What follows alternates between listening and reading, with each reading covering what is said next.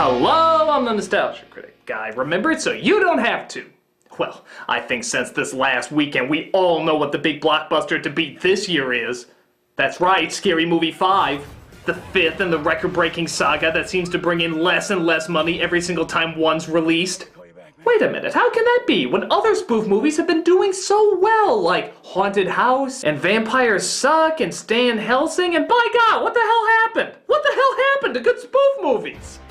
Some of our best jokes, satires, and even characters used to go into them. Even legendary comedian Mel Brooks made some of his biggest hits with spoof movies. But now it seems like every time someone even hears the word spoof, satire, or parody, the first thing that pops into their heads aren't classics like Airplane or Spaceballs. It's films that have almost become bad words like Epic Movie or Meet the Spartans.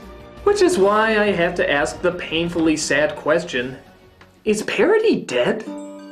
It certainly seems that way. I'm noticing more and more that when people even see parodies attempted, there's this big resistance to them. Like they're afraid all the satirist is gonna do is just make references to other things and not actually do anything comedic with it. Just make the reference. So I guess the best way to understand faults in parodies nowadays is to take a good close look at what exactly they're doing wrong. What makes films like Hot Shots or Robin Hood Men in Tights work, and a film like Disaster Movie or Dance Flick not? There have certainly been satires of film in the past, dating all the way back to Chaplin days, if not further. But the first movie specifically to satirize one film throughout most of it and created the spoof formula we're all most familiar with is Mel Brooks' Young Frankenstein. That's Frankenstein. The comedy came from the idea of taking something that was so massive, so scary, and so dramatic, but instead looking at it from a different point of view. That asked, what if the little mistakes and funny flaws of humanity were much more prominent in the story? What if the blind man made a few accidents during his scene? What if Igor was in such denial he didn't even know that he had a hump? These are ideas that all stem from the original source material, but instead gave them a comedic edge.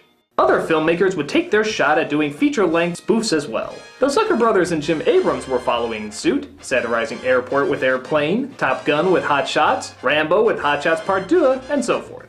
All these movies were big hits, and it seemed like parodies were only coming out bigger, funnier, and faster. But maybe they were starting to come out too fast. When the movie Spy Hard came out, less qualified filmmakers suddenly realized how easy it is to make a parody look funny even if the humor was lacking. Let's see here, some slapstick, a few puns. You're gonna look like Swiss cheese when they find you. That's no Gouda. Scenes in this movie that look like other scenes from movies, and of course, a touch of gross-out humor. There also seemed to be an emphasis on shoving as many movie parodies as possible. Not because they had anything clever to say about it or do with the material, but because, hey, if Hot Shots just satirized one movie, imagine what a flick satirizing tons of movies can do. Well, I'll tell you exactly what it can do. It can be a piece of shit.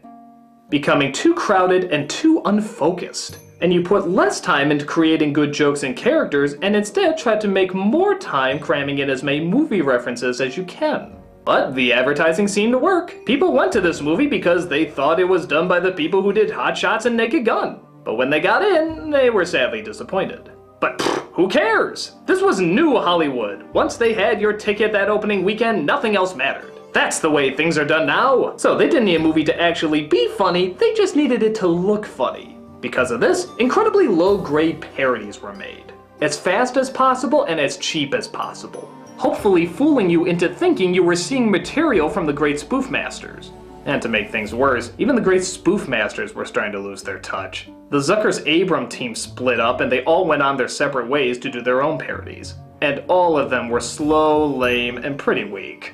Even Mel Brooks seemed to be slowing down with a really awkward satire of the Dracula movies. And yeah, none of these were doing Leslie Nielsen any favors either. So for a while, the movie parody seemed to slowly be dying, with nobody trying to do anything new or inventive.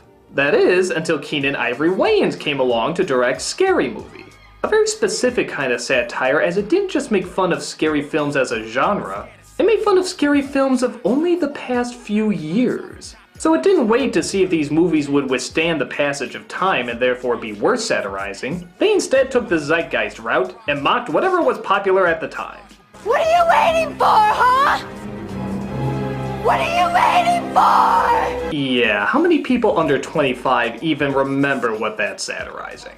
It also was, shall we say, a bit more obvious with its humor.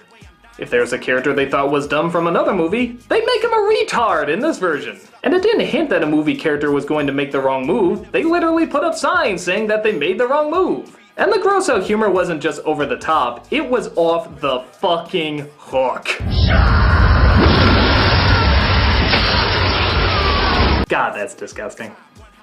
And it was a monster hit. Suddenly flicks like Airplane and Spaceballs weren't the films to mimic anymore. It was Scary Movie. And the irony was that the film everyone thought would save parody flicks actually made the situation worse. That's right, hastily rushed knockoff after hastily rushed knockoff soon followed. And if Scary Movie did obvious humor, well, logically, theirs would have to be more obvious to be even more outrageous. So much so that even Scary Movie hastily shoved out a lame-ass knockoff with its own sequel. And just like everyone was doing, it was even more obvious and more gross.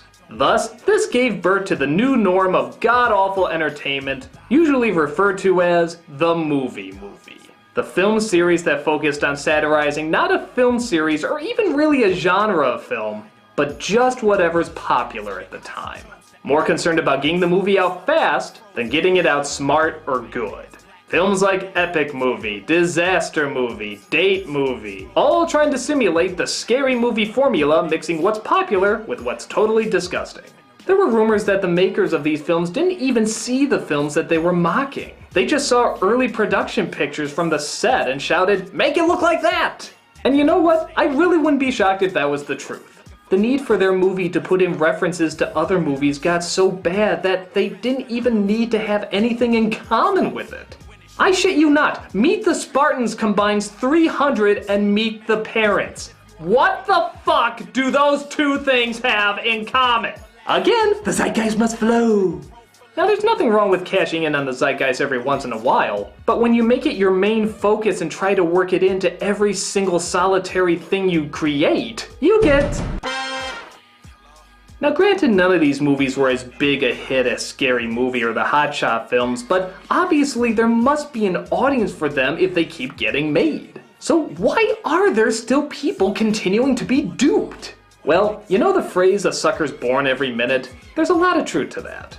There's always somebody who's going to come across a spoof film for the first time and like the idea that something that they enjoyed is being satirized. So, the more references to other films a parody can fit in, the more likely you are to connect with something you recognize and therefore will possibly go see it.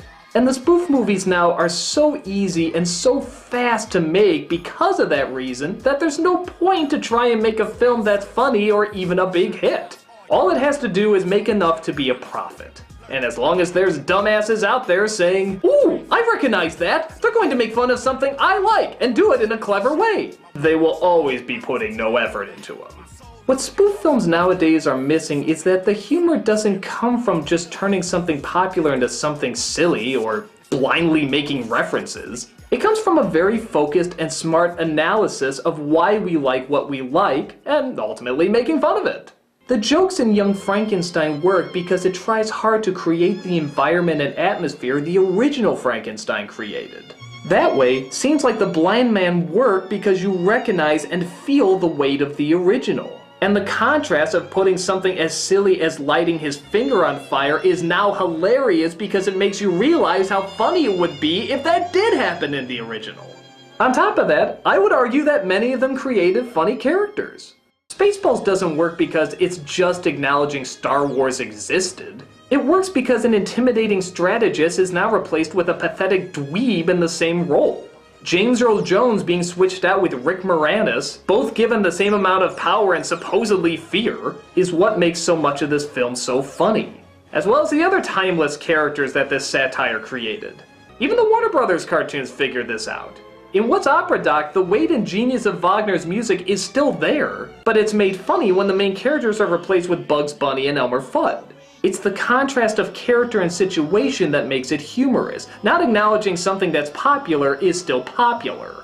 Weird Al Yankovic has made a living inserting himself into some iconic roles. And the closer he can mimic the size and scope of what you enjoy so much, the funnier he can make it when he reduces something so serious to something so not serious, like food. Good parody comes from a true understanding of what you're satirizing, capturing its strengths while playfully acknowledging its flaws. And you can't do that if your concern is squeezing in reference after reference, because you don't have time to let the environment or the characters you create and or mock sink in. So, with such an emphasis on getting people in theater seats and nothing else, is parody truly dead? Not necessarily. It may be dead in theaters for the time, but it is still alive and well online. Comedic groups like College Humor, How It Should Have Ended, Animation Domination High Def, Funny or Die. These are all great satirists who know how to quickly establish the tone of what they're satirizing, make clever jokes about it, and keep it focused. In just a few minutes, they set up the environment and characters so that they instantly are recognizable, and know what elements to move around or switch out in order for it to be funny.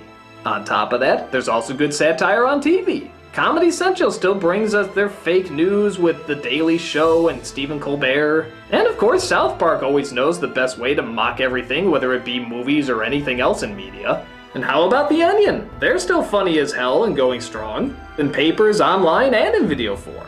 So while it does look like good parody in movies is down and out for a while, I don't think parody will ever truly die. It just takes on different shapes and different art forms. And while I do miss looking forward to cinematic greats like Airplane or Spaceballs, there's still new satires being made, and many of them are just as funny. Because for every person who just wants to use comedy as a means to make a quick buck, there's hundreds more out there who know good humor and, more importantly, how to display it. And for those who still think something like Epic Movie is along the same lines as Young Frankenstein, you will always be a prime example of someone who will never get the joke. I'm the Nostalgia Critic guy, remember, so you don't have to.